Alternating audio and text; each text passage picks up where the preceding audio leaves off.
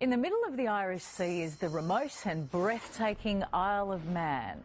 It's a serene place where for 50 weeks of the year the pace of life can only be called relaxed. But for the other fortnight it's mad, dangerous and deadly. Motor racing legend Mark Skaife is about to take us full throttle to the most thrilling motorcycle race in the world to meet the men and women who risk everything in pursuit of two-wheeled glory.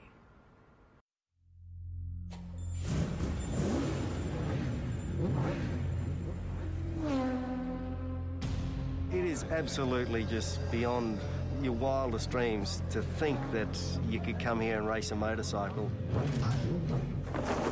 The IOMTT is like a religion. It's the oldest motorcycle race in the world. You can stand on the footpath and you could literally reach out and touch the riders going past at close to 200 miles an hour.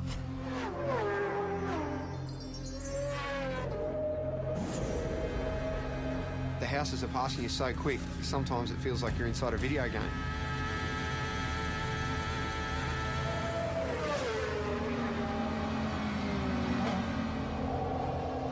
It's frightening. It's damn dangerous and it stresses me out.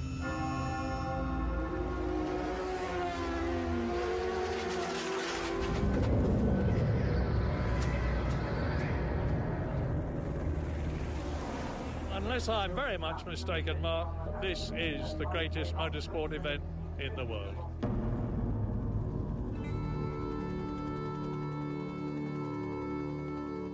Between Ireland and Britain in the Irish Sea sits the Isle of Man. A sleepy tax haven for most of the year.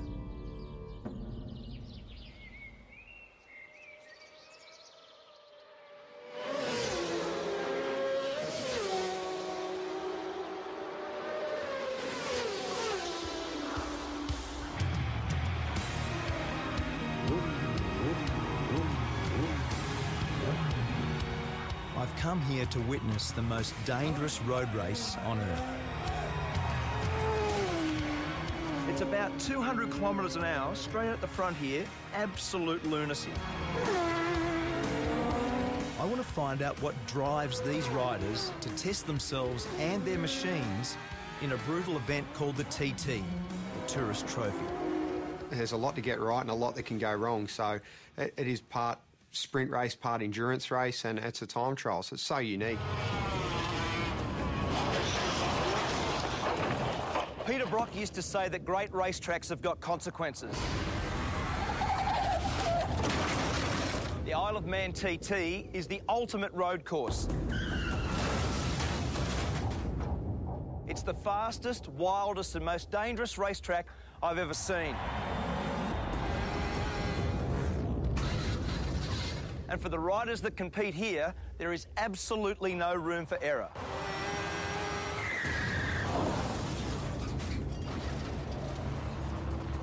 In its 104 years, 234 riders have died. It says on the back of your pass that motor racing is dangerous. This is dead set dangerous, isn't it? It is. It really is. It's frightening. Aussie rider Cameron Donald is one of over 200 starters this year. And when you add the fans, it's like an invasion. With Cameron is his girlfriend Karen, herself a keen motorcyclist. They've been planning for the race all year. So is this normal nervous start tension? Kind of is. Normally this is done the night before. Is it? Or late night last night, obviously? Usually we like to have this done the night before, everything, but by the time we finish, like 11 o'clock, it's just like, let's get out of here and worry about it tomorrow. So what's Karen's job in this world? Keep me calm. We were born without time, nameless in the arms. Cameron grew up in Warrandyte in Victoria. It was his dad, Ken, who introduced him to the thrill of the two-wheeler. Lots of bike photos, not many other ones. No, It consumed a fair bit of time, didn't it? It did. It took up a lot of time. From a young age, Cameron began winning and winning. I remember Mum actually saying to me, you know, you can't when you're going to buy or build a house, you can't live in a motorbike. I remember saying to her, yeah, Mum, you can't race a house. So I think then she just pretty much gave up. The TT is held over a fortnight. 1 week for practice, 1 week for racing, 7 races in all. And in between, the public can go flat out, no speed limit on the Island Road course. Everyone that races here knows the dangers and they accept them and they do their best to ride accordingly. But I think it's sad in this world that we're all so wrapped in cotton wool these days and there's so few opportunities to do anything dangerous. For Cameron, a plumber when he's not racing, there's no event bigger than this. Riders set off at 10-second intervals. It's all about the fastest lap of the island, and that's what makes it so pure and so dangerous.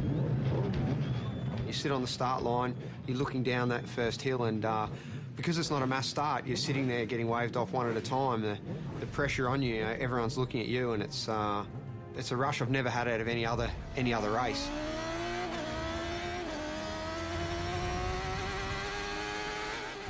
There's just so few events in the world where we can do such a thing, where you can close off a road and race a motorbike around it. It's such a beautiful thing.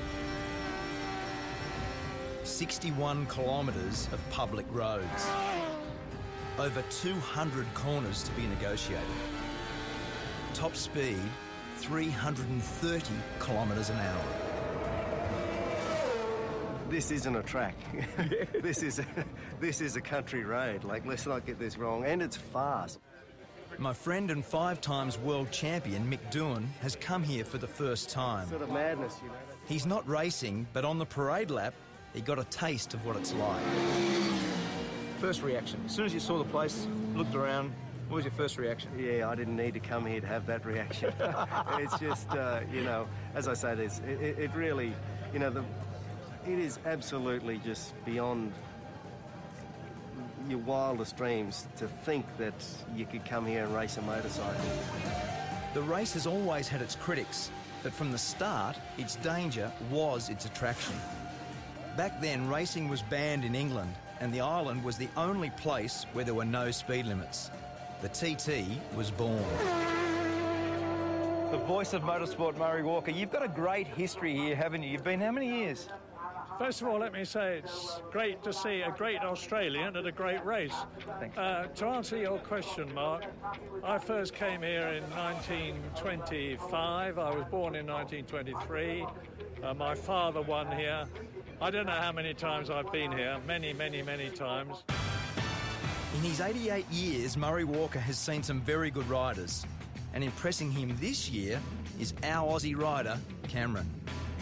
He's got a good bike, he's got some good backing, and he's still got the most important race of the week to come. So maybe, hopefully, he'll get it done. Each time Cameron sets out is an exercise in courage.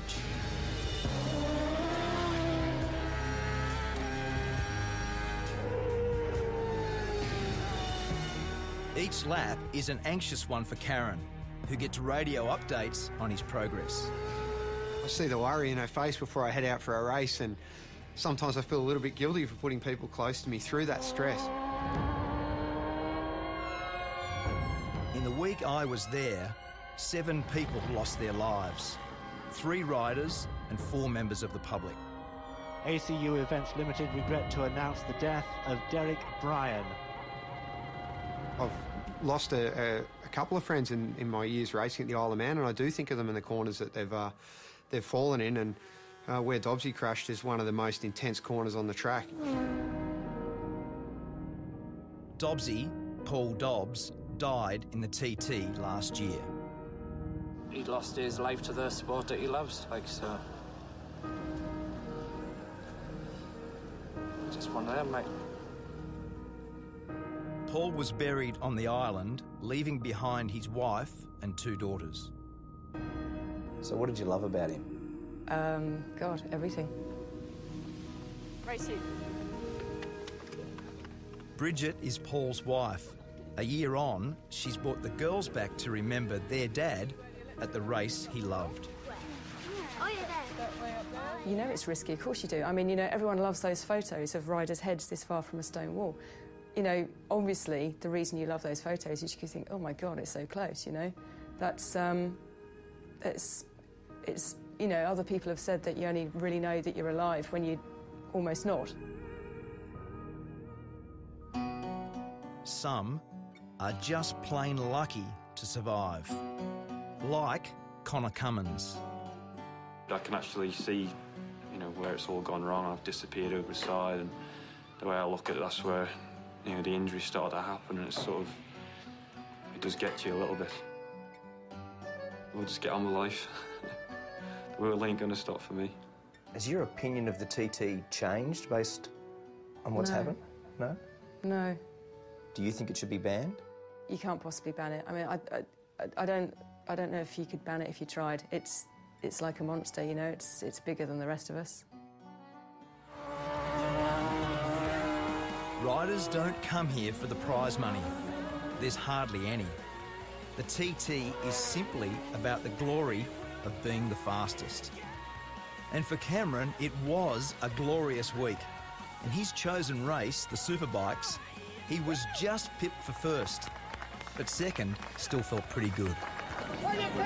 Congratulations, mate. Well done. Really good, huh? When will you settle down and stop doing this? I don't see it too far away. I never saw racing the Isle of Man as a long-term prospect because, look, it is so dangerous, and I do see it as a numbers game. If you keep coming back, sooner or later, I see it's going to catch you out.